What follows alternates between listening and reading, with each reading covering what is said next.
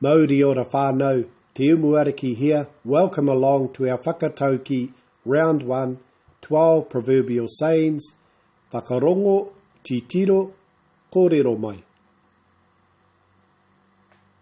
Ko te amorangi ki mua, ko te hāpai o ki muri.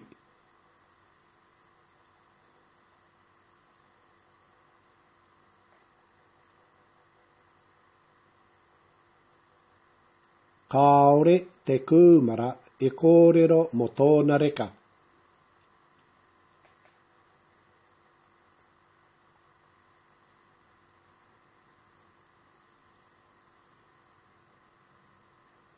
Tāmaki ki raro, mō kau ki runga.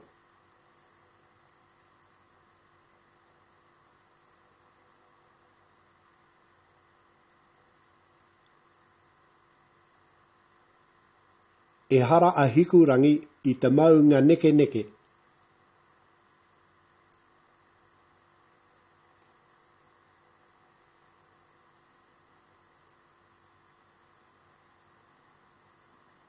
He taonga tonu te wareware.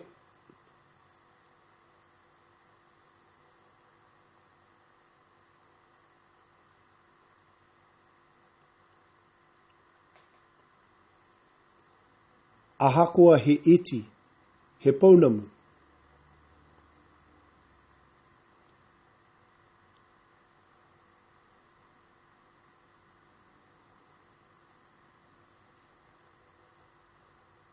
Tama tū, tama ora, tama moi, tama mate.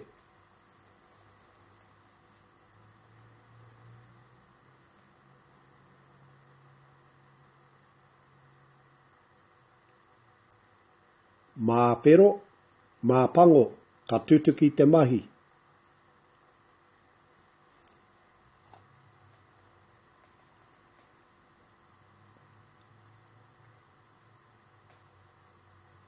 He kiti ngā kanohi, he hoki ngā whakaaro.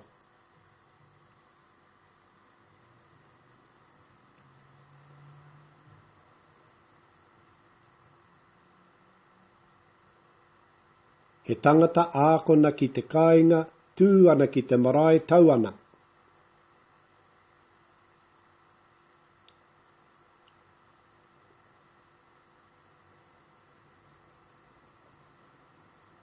E kore te toka e haere ki te pāua.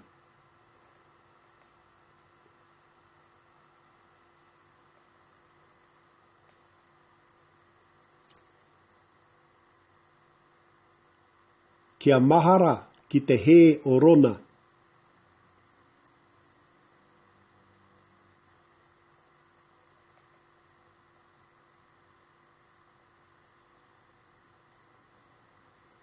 Whoa, kei runga no atu koe. Kei runga no atu koutou katoa. Well done. You are all onto it. Try that against the 2-minute time trial. Let me know when you've done that. I'll send you some more. Mauri ora.